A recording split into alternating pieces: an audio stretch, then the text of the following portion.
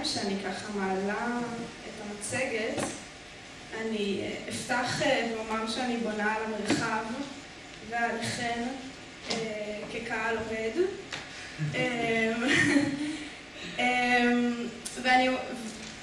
בגלל שאני סומכת עליכם כקהל אוהד, אני ארשה לעצמי היום לשתף בהרהורים ומחשבות ולא רק במסקנות חותכות וחד משמעיות. ואני רוצה להתחיל מאנקדוטה קצרה. אירוע שפורסם במקומון חיפאי, קולבו, בספטמבר 1999. ומעשה שהיה כך היה. בשלהי חודש אוגוסט 99 התעורר בעד 12 לכרזות מאולתרות פזורות ברחבי הבסיס. לסבילנד או שאין לך את זה. על משקל הממרה בעד 12 או שאין לך את זה.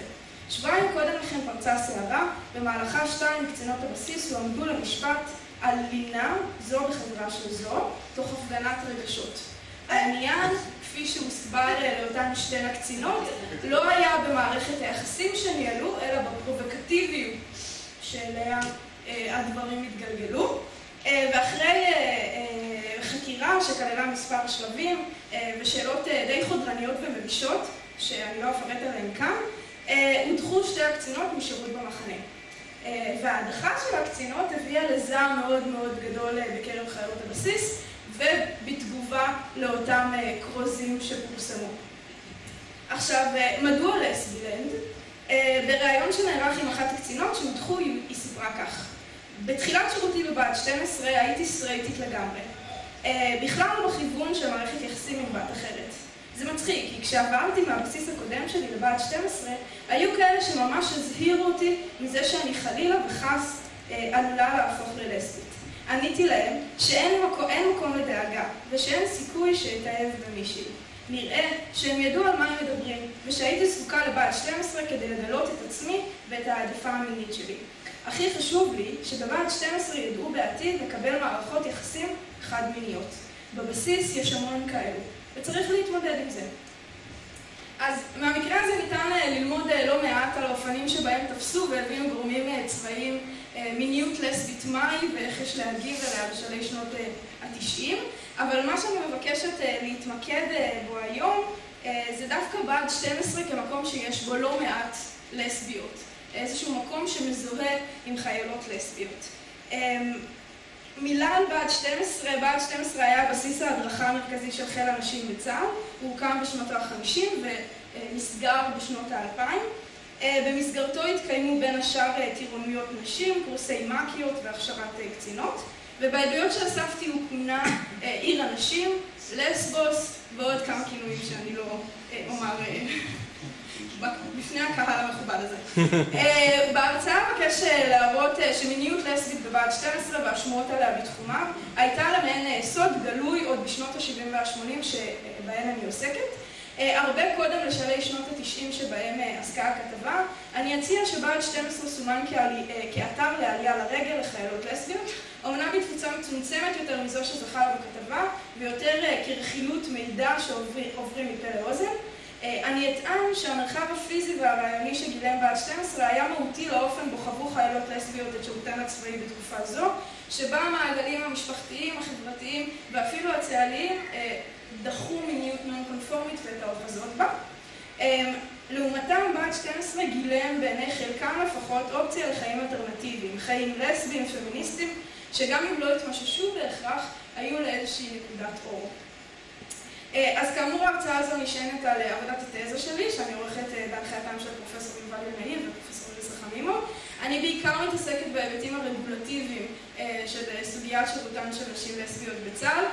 התחלתי את המחקר עם מלא רצונות וציפיות, ובסוף הרבה חלקים נפלו בעריכה.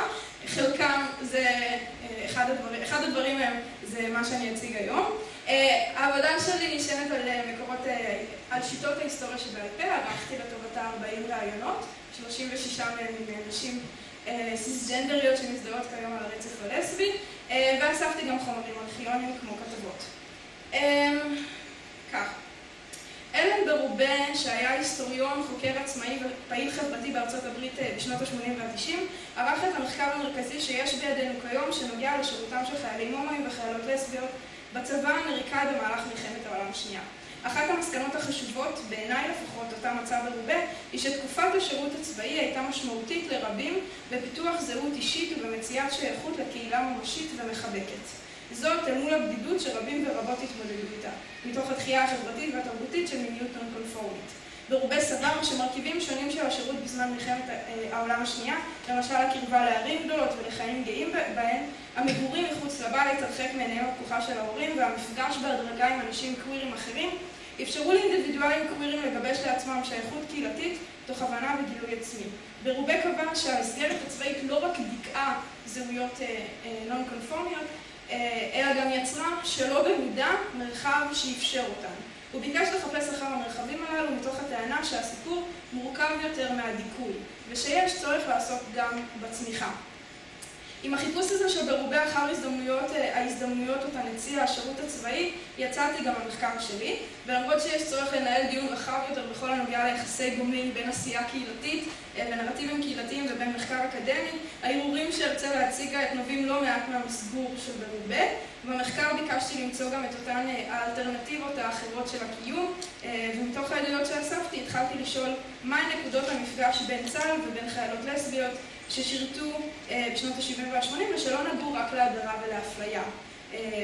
אחת הנקודות האלה היא בה"ד 12. בדיעבד ובניתוח הרעיונות ניסיתי להבין מהי החשיבות של המוקד הזה, מדוע חלק לא קטן מהרעיונות חוזרות אליו. אז אני רוצה להתחיל עם אורנה, ששירתה כמ"כית בבה"ד 12 בין השנים 1974 ל-1976, ובמהלך השירות הבסיס היווה מבחינתה מרחב בטוח להתנסות ולגילוי. בעדותה נוכחותם של זהויות לסביות במחנה היו מרכזיות, והיא כינתה את המרחב כלסבוס, כלומר מרחב המורכב מנשים לסביות ומאפשר את קיומן ופועלן. והיא מספרת כך: בה"ד 12 באמת היה מין קוקון כזה. הוא יצר איזו אופציה אחרת של קיום. כן, הוא היה אופציה אחרת של קיום. לא תמיד חשבנו עליה בזמנו במונחים של אופציה, אבל זה מה שהוא היה, כלומר, מרחב בטוח. אני חושבת שאחרי זה הייתי עסוקה בלייצר לעצמי עוד מרחבים בטוחים. למרות שזה היה בצבא, ולמרות שזה היה מטומטם מה שעשינו בפועל. ללמד ברצינות תאומית, באמונה שלמה, באמת באמונה תמימה, על טוהר הנשק. ללמד חיילות איך להפעיל רובים צ'כים. אלו רובים של מלחמת העולם הראשונה. הוא היה מקום בטוח בשבילנו. בשבילי. אני חושבת שגם לאחרות. אולי יש כאלה ששנאו את זה, אבל בחוויה שלי זה לא. זו חוויה שהולכת איתי הלאה. האפשרות של מקום כזה, שהוא מכאן ולא מכאן בא בעת. אורנה סיפרה שלא מעט מערכות יחסים נוצרו בין החיילות והסגל במחנה. ולמרות זאת היה קיים עם מתח כזה, כאשר מצד אחד כולם ידעו על נוכחותם של חיילות לסביות במרחב, ומצד אחר הבינו כולם גם שצריך לשמור על דיסקרטיות. לסביות הייתה מין סוד גלוי. דותן ברום, שלא תודה על היום הזה, עסק במשמעויות והמופעים של סוד גלוי או הארון השקוף בחברה הקיבוצית. כחברה שבה לשמור על סודות פרטיים הוא עניין מורכב. הקרבה הפיזית, חוסר הפרטיות והאידיאולוגיה הקולקטיביסטית הקיבוצית מנעו את שמירת הזהות המינית הנון-קונפורמית בהיחבא. הסוד, באם היו לו התגלמויות ממשיות, לא יכול היה להישמר כעניין פרטי. החברה הקיבוצית אשר תפסה את הזהות הנון-קונפורמית כסטייה מהנורמה לא יכולה הייתה לאפשר את חשיפתו של הסוד. ועל כן היה צורך במנגנון שיאפשר את הידיעה בדבר הסוד וכן את ההיעדרה בכפיפה אחת. מנגנון זה הוא הפיכתו של הסוד לסוד גלוי. הסוד הגלוי משמעותו שהסוד ידוע לחברה נידונה, וכן ידוע שהוא ידוע לאותה החברה. אף על פי כן, ועל מנת לשמור על ערכיה של החברה, נדרשת העמדת פנים קולקטיבית בדבר ידיעתו. את החברה הקיבוצית אורנה החליפה בבה"ד 12. הדואליות הזו של סוד גלוי הידוע לכולן ובו בזמן נשמר תחת מעטה דיסקרטיות, אפשר להבנתי את הנוכחות שלה ושל חברותיה, את ההשתתפות במעשה ואת דחיית ההשלכות הנגזרות ממנו גם יחד. מדבריה של אורנה עולה פרדוקס. דווקא התפאורה הצבאית, המגוחכת, המיליטנטית, ובפרשנות גם הגברית, ההיררכית והפטריארכלית, היא זו שאפשרה מעין מפלט, ושימשה כקוקון לחיילות לסביות. בה"ד 12 היווה מרחב בו הלסביות שלה לא נתפסה כחריגה מהותית מהנורמה, או לכל הפחות, מרחב בו הייתה לגיטימציה, גם אם מסויגת, להחזיק בחריגות הזו. למעט אורנה בודדות היו המרואיינות שפגשו ככה בגלוי במעין קהילייה של חיילות לסביות, רובם בכלל לא פגשו בחיילות לסביות במרחב, וחלקם גילו רק בדיעבד על הנוכחות הלסבית הממשית שהתקיימה בבה"ד 12, ובכל זאת האפשרות שבקיומו של קוקון כזה, כפי שתיארה אורנה, בקיומם של אותן שותפות לגורל, חזר בחלק מהעדויות שוב ושוב. אני אומר שהיו עוד מרחבים שזוהו כמרחבים לסביים, כמו כלא 400, שהיה הכלא הצבאי לנשים, וגם יש איזו שמועה על בית ליד, שלשם הגיעו חיילות לסביות, אבל בה"ד 12 באמת היה מאוד מאוד מרכזי בעדויות. רותי שירתה גם היא כמ"כית בבה"ד 12 בין השנים 1984 ל-1986, והיא סיפרה כך. כשהגעתי לבה"ד 12, אז הייתה מישהי שזה לא היה דבר שאני הייתי יוזמת, אבל כשדיברו בבה"ד 12 יודעים, סיפורים, הייתה מישהי, אני חושבת שהרס"פית שלי, אז אמרו עליה שהיא באיזה מ"פית אחת, ואני, מה זה סקרן אותי? ומה זה כאילו רציתי להיות, אבל אני הייתי חיילת ואין היו מפקדות, וכאילו אני זוכרת שחשבתי, אני רוצה להיות חברה שלהם, אני רוצה להיות כאילו in this, inside, רציתי להיות חלק מזה. וגם כן בקורס מ"כיות, הסמלת שלי, גם כן היה לי קראש עליה. וכתבתי לה מכתב בסוף הקורס מ"כיות. זה היה מכתב כזה שאפשר היה להבין אותו בכמה מובנים. אז כאילו זה היה מאוד בהערכה ובאהבה, וזה היה כזה בנשים וזה, את יכולה לשחק אותה כאילו. זה חברות. ואז היא ביקשה לדבר איתי אחרי, כאילו בסוף. היא אמרה, מה? אמרתי, מה? אני פשוט, אתה יודע, טוטלי שיחקתי אותה. כאילו ידעתי בדיוק מה אני עושה, ושיחקתי כאילו אני לא. לא, זה פשוט אני מעריכה אותך כחיילת שלך. בעת היותה של רותי חיילת בקורס מ"כיות בבה"ד 12 רכשו שמועות סביב הרס"פית והמ"פית ומערכות היחסים שניהלו. תפקידם בכוח והיותן בדרגה גבוהה יותר מנעו מרותי את האפשרות ליצור עמן קשרי חברות ולגלות את האמת בנוגע ללסביות ששויכה להם. בהמשך, רותי ניהלה מערכת יחסים קצרה עם חברה לצוות, מערכת יחסים שהסתיימה אומנם בשברון לב, אבל אפשרה לה להתנסות ולגלות מעט יותר על זהותה המינית. אם הייתה אמיצה יותר, חזרה רותי מספר פעמים והייתה מוכנה ליציאה מהארון, האפשרויות בבה"ד 12 היו בלתי נדלות. נוכחותן הרעיונית של חיילות לסביות נוספות במרחב העסיקה את רותי, והיא ביקשה לקחת חלק. אוקיי. גם חיילות שלא נכחו בבה"ד 12 במשך תקופה ארוכה או שהו בו רק בתקופת הטירונות, הכירו את דימויו כלסבילן וביקשו מאוד להגיע אליו. יתרה מכך, בה"ד 12 לא היה רק החלל הפיזי, אלא גם התוצר המרכזי של הכשרותיו, המ"כית. דמות המ"כית הייתה למוטיב חוזר בעדויות שנאספו. ככלל, המ"כית שימשה הן כמושא להתאהבות ראשונית והן כדמות לחיקוי וכתפקיד האולטימטיבי לשיבוץ. המ"כית, השירות הצבאי והפרפורמנס המגדרי שהם אפשרו, הם נושא להרצאה נפרדת, אבל אני כן אומר בקצרה שהם הפיעו חוזר ונשנה כהזדמנויות שבה"ד 12 זימן, כמרחב נשי, פמיניסטי ולסבי. כך העידה גם אביב, ששירתה בין השאר כעוזרת לקצינה ללימודים אקדמיים בפום, המכללה לפיקוד ולמטה, ולאחר מכן ביחידה לקשרי חוץ בין השנים 1988 ל-1991. גיבוש זהותה של אביב נקשר בקשר הדוק לפרפורמנס המגדרי שהתאפשר או שנמנע ממנה. לזיכרונה, היא תמיד הייתה טומבוי, התנהגות שלא התקבלה בעין יפה בסביבה שבה היא התבגרה. הגיוס לשירות הצבאי זימן לה אפשרויות שלא היו דבר שמה בכך במעגלים אחרים של חייה. שתי תובנות ליוו אותה לקראת הגיוס לצה"ל. בבה"ד 12 יש לסביות ומ"כיות הן טומבוי. והיא מספרת כך. אני לא יודעת מאיפה ידעתי את זה, אבל אני ידעתי על בה"ד 12. למרות שלא הגעתי לבה"ד 12, הגעתי לניצנים. ואני שואלת מה היו השמועות סביב בה"ד 12. צריך לומר שברעיונות הראשונים בה"ד 12 עלה באופן טבעי, ואז ברעיונות אחר כך אני כבר שאלתי עליו. אני שואלת מה היו השמועות סביב בה"ד 12, ואביב עונה שמגיעות לשם הרבה לסביות, או יוצאות משם הרבה לסביות. אני שומעת על בה"ד 12 וזה מדהים אותי. אני ידעתי שאני מגיעה לצבא, יש בה"ד 12, או שאני אומרת לעצמי שהגיוני, ששם יהיו לסביות. כן, אני רואה את המ"כיות, יש להן תנועות יותר של טומבוי וכאלה. והגיידר פועל, אין מה לעשות, אני מזהה. אז אמרתי, אוקיי, בה"ד 12 כנראה. לא דובר במילים, אבל זה ברור. במהלך שירותה הצבאי ביקשה אביב מספר פעמים להגיע לקורס המ"כיות המיוחד. אבל לבסוף התפקיד נשאר בגדר חלום לא ממומש. בין הסיבות לרצונה אז להגיע לקורס המאקיות בבה"ד 12 הייתה גם זו הנוגעת לזהותה המינית. היא ידעה שמגיעות לשם הרבה לסביות או יוצאות משם הרבה לסביות. בה"ד 12 ודמות המאקית שהתעצבה בתחומיו, הנשק, המדים, התפאורה, מזכיר את מה שאורנה קצת סיפרה, היו, ואני מצטטת, אחת מהסיבות שבגללם הצבא כל כך סקרן והקסים אותי. זה מפני שיכולתי להיות בן בצבא, כמו בן. אביב מלמדת אותנו על אפשרויות לחצייה המגדרית שנקרו בדרכה בשירות הצבאי. היא מספרת לנו שהמקום המרכזי ביותר למימושן של אפשרויות אלו היה בעיני בה"ד 12. בה"ד 12 היה המקום אליו שאפה להגיע. אם תגיע אליו, כך נראה היה לה, היא תמצא קבוצת שייכות. היא תמצא קהילה בה החריגויות כביכול המיניות והמגדריות שלה אינן כה חריגות. נעשה סדר. אני חוזרת לספרות המחקר. האנתרופולוגית קת' ווסטון עסקה בהגירתם של אנשים קווירים לערים גדולות בארצות הברית בשנות ה-70 וה-80. היא הסבירה כי לעיתים קרובות סיפורי יציאה מהארון או תהליכי גילוי עצמי החלו בנקודה הייתי לבד בעולם. כלומר, תחושת בידול וחריגות שנבעה מחוסר היכרות עם דומים ודומות על רקע הזהות המינית.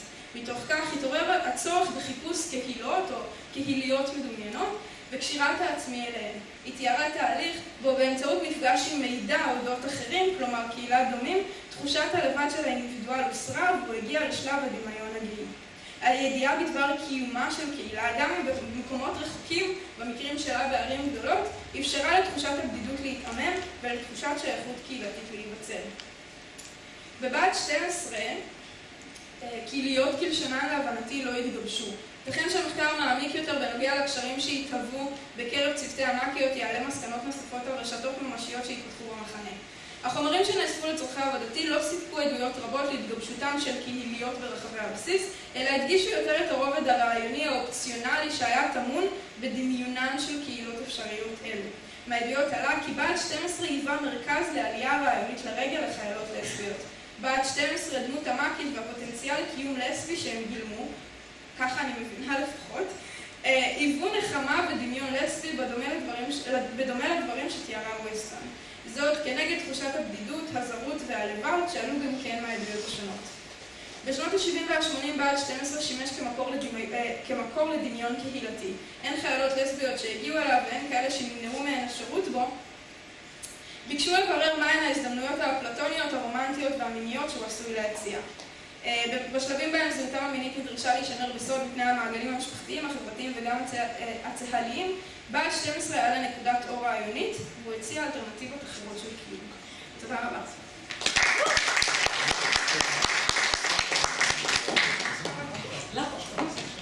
אז כמה שאלות?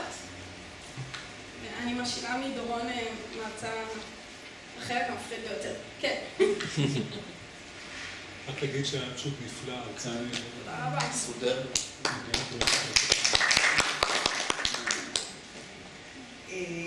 רציתי לשאול אם זה היה מדובר רק על מי שקצת יותר מבוגרת. אם היה רק מדובר על בה"ד 9, או שגם היה, מה היה עם מחנה 80? אז כן, מחנה 80. הם החליפו שם לפעמים. כן, הם החליפו שם לפעמים, אבל בה"ד 12 באופן שונה ממרחבים אחרים בצה"ל,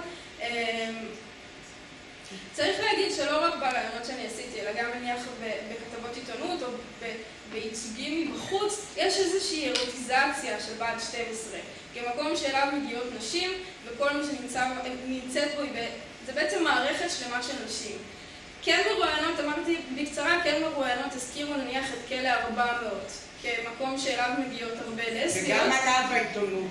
וגם עליו. אז ההבדל בין בה"ד 12 לכלא 400, לפחות כמו שאני מבינה את זה, זה שבכלא 400 נקשר הרבה פתולוגיזציה וקרימינליזם. יש הרבה עיסוק בפשע שמחובר ללסביות, לפחות עד תחילת שנות ה-80, ובבה"ד 12 לא. בה"ד 12 הוא יותר מזוכח מבחינה ערכית. אורנה לדוגמה אומרת שבבה"ד 12 יש איזשהו...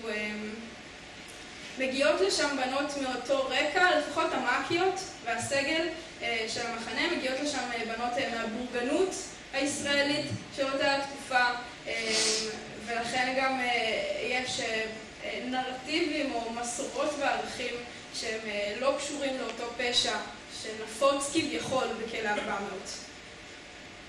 אני מקווה שעניתי. כן, עוד שנייה אחת. כן. שנייה.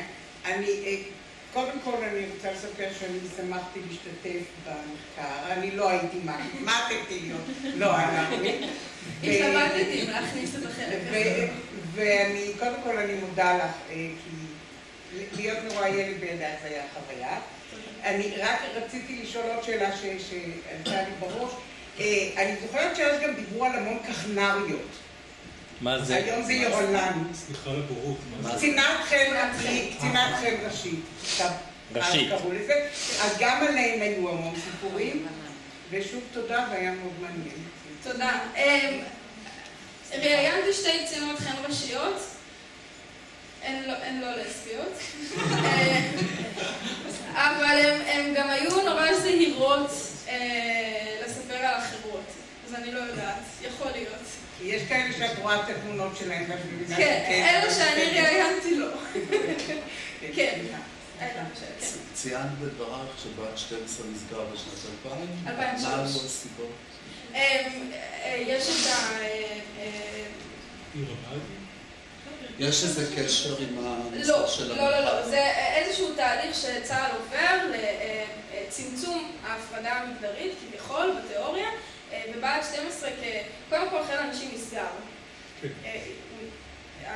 הנשים פשוט שולבו בחילות האחרים של צה"ל, ובה"ד 12 כחלק מהתהליך הזה גם נסגר ב-2003. ונוצר מרחב לסבי רעיוני אלטרנטיבי אחר? לא שידוע לי, אני מתעסקת בשנות ה-70 וה-80, אבל ענת זלצברג שחקרה לסביות מ-2007 לדעתי, כן. משהו כזה, יכול להיות שמזכירה כמה פעמים, אני לא רוצה לומר ככה בשלוף. תודה. כן. היא דיברה על קרקל, אני חושב. קרקל, יכול להיות, כן, נכון. אבל מקיות עד היום, זה חלק זה הדבר הראשון שאומרים. חלק מהציבורים שחסכתי מכם על בה"ד 12 הגיעו מחברות שלי. כשהתחלתי לספר על התזה, אז כמה מהכינויים הבולטים ביותר עלו דווקא מהם. כן. רציתי לשאול אם את חושבת שלהיעדר גברים במרחב היה תפקיד כאילו יצירת אלטרנטיבה הזאת ובאיזה אופנים, כי החברה בין נשים זה משהו שקורה גם כאילו בסיסים או יחידות מעורבות. בהחלט, היה דף שלם על רותי והמרחב הפמיניסטי שעבדתי באמצע התוצאה, אבל כן, רותי לדוגמה אומרת שהעובדה שההיררכיה הצה"לית בבה"ד 12 התעממה בגלל שכולן היו נשים, זה יצר את המרחב למקום מאפשר גם עשייה שבמרחבים אחרים בצה"ל לא מתאפשרת לנשים. זה אפשר את החברויות האלה בין נשים שכאן היא משחקת עם המאגית שלה, זה כן, זה לא עוד כן, וגם כמרחב לסבי שהוא אדריאן ריץ' והרצף הלסבי, שזה נוכח, זה מאוד קיים גם בחברויות ביניהם וגם בבה"ד 12 כמקום שבאמת מאפשר לאנשים לבוא ולבטא את עצמם. כן. קודם כל, המון תודה, ויש את הסרט זרעי קיץ של חן לסקר, שהוא לא קורה, אני חושב, בבה"ד 12, והוא גם באמת קורה בתקופה יותר מאוחרת. כן, 98. מתי? 98. באמת? חשבתי שבשנות 2000. וגם היא מתארת שם איזו דינמיקה כזאת שהיא חזרה ודברים כאלה. אבל כן בבה"ד 12. זה לפי מה שידוע לי כן, אבל... אוקיי. אז יכול להיות שכן.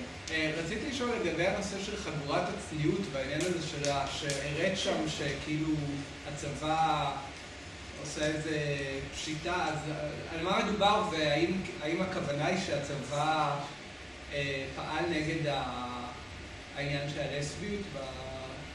אז זו בעצם כל התזה שלי, אבל אני אומר שלפי מה שאני מוצאת, קודם כל הכתבה הזו אני סתם אוהבת, אני מאוד אוהבת את התמונה הזו, אז אני די משתמשת בה הרבה, אבל זו כתבה שמתעסקת בדוח שהוציא אכן, חיל הנשים, ב-76, שאומר שיש לטפל ברעות החולות שפשטו בחיל הנשים, בעיקר בנושא של מיניות בינו לבינה, הריונות לא רצויים, וממש בפסקה קצרה הם מזכירים שאין הומוסקסואליות הומוסקסואליות בצה"ל, ומי שכן משתחררת לאלתר, ועוד הם הזכירו שבכלא 400 אין לסביות בכלל. מה שאני טוענת, או מנסה לטעון בתזה שלי, זה שבין 75 ל-83 צה"ל משטר חיילות לסביות ומיניות לסביות בבסיסים, שלחו אותם לגורמי בריאות הנפש, גורמי האכיפה שהיו מעורבים, ומ-83 כל הדבר הזה מפסיק. כן, מהרגע שיש פקודה למשטור, או פקודה רשמית בעניין הומוסקסואליות גברית בצה"ל, לסביות כבר לא נמצאת בתוך כל המערך הזה.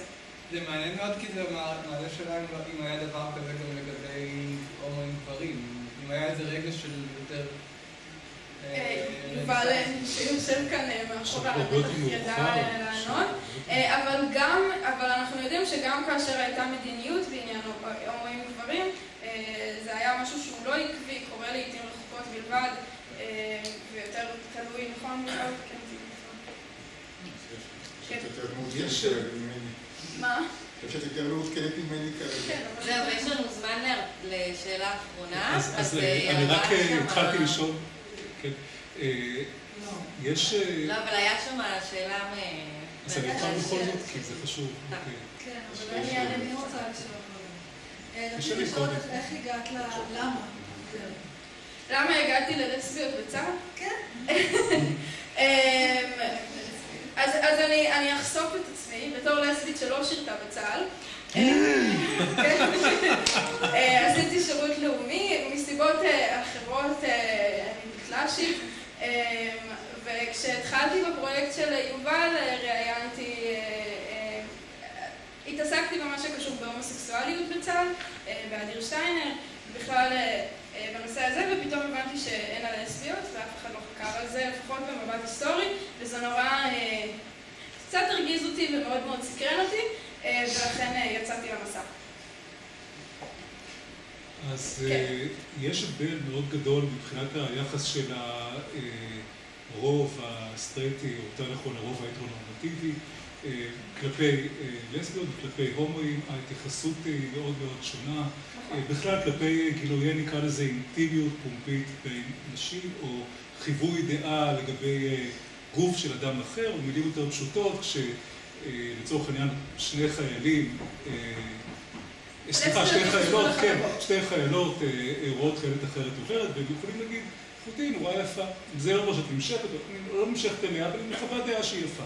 לעומת עוד שני בחורים, ואחד השני יגיד לו, ראית איזה חתיך עבר, אז הוא יגיד לו, עצור. זאת אומרת, זה מיד במרכאות מכשיל. האם הם התייחסו ברעיונות לנקודה הזאת שנשים שמתחבקות, שנפגשות, שמתנשקות, בישראל זה התחיל אפילו בני נוער סטרייטים, אבל רק בשנים האחרונות, תופעה חדשה בישראל למשל, לא התנשקו, לא התחבקו, היום בנים כן עושים את זה, אבל עדיין נדמה שיש הרבה יותר סוג של פתיחות או הכלה של נשים שיחזיקו ידיים ברחוב, או של נשים לעומת גברים, ועד היום. האם התייחסו לנקודה הזאת, או אני לא יודעת אם הייתה יותר חלה, אני כן אומר שלפחות מהמרואיינות שלי, שברגע שהן ידעו או גילו או היו בתהליכי פיתוח של הזהות המינית שלהן, רובן מאוד נשמרו, מאוד מאוד נזהרו מלגלות את גילויי חיבה. בכל זאת. כן, שלא יעלילו עליי, יגידו שאני מסתכלת עליהן במקלחות, מאוד מאוד נזהרים, ברגע שהן ידעו. הם התייחסו למקלחות באופן ספציפי? כן. תודה רבה.